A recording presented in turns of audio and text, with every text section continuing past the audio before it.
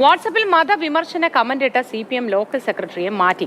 CPM Puthuppadi local secretary PK ഷൈജലിനെയാണ് മാറ്റിയത്. ബലിപെരുന്നാളിനെ വിമർശിച്ചായിരുന്നു ലോക്കൽ സെക്രട്ടറിയുടെ കമന്റ്.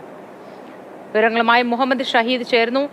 ഷഹീദ്, മതപരമായ എന്ത് പരാമർശമാണ് അദ്ദേഹം നടത്തിയത്?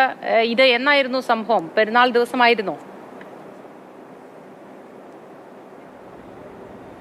മോദി കഴിഞ്ഞ വലിയ പെരുന്നാളിനാണ്, പെരുന്നാൾ ദിനത്തിൽ പ്രാദേശികമായ വാട്സപ്പ് ഗ്രൂപ്പിലാണ് ഈ PK ഷൈജലിൻ്റെ ഈ ഒരു പരാമർശം കമൻറ്റ് വന്നത്. അതായത് ബലിപെരുന്നാളിൻ്റെ സങ്കല്പത്തെ ചോദ്യം ചെയ്യുന്ന രീതിയിൽ അത് ആധുനിക സമൂഹവുമായി ചേർന്ന് പോകുന്നതല്ല ആ സങ്കല്പം എന്ന് തുടങ്ങിയുള്ള ചില വിമർശനമാണ്. 4-5 വരിയുള്ള വിമർശനമാണ് അദ്ദേഹം വാട്സപ്പ് ഗ്രൂപ്പിലിട്ടത്. ഇത് വലിയ ചർച്ചയായി. ഇത്തരത്തിൽ CPMൻ്റെ ലോക്കൽ സെക്രട്ടറി ഒരു പ്രത്യേക മതവിഭാഗത്തിൻ്റെ ഇത്തരം വിശ്വാസത്തെ ഈ രീതിയിൽ വിമർശിക്കുന്നത് ശരിയല്ല എന്നൊരു തരത്തിലുള്ള വിമർശനമുണ്ടായി.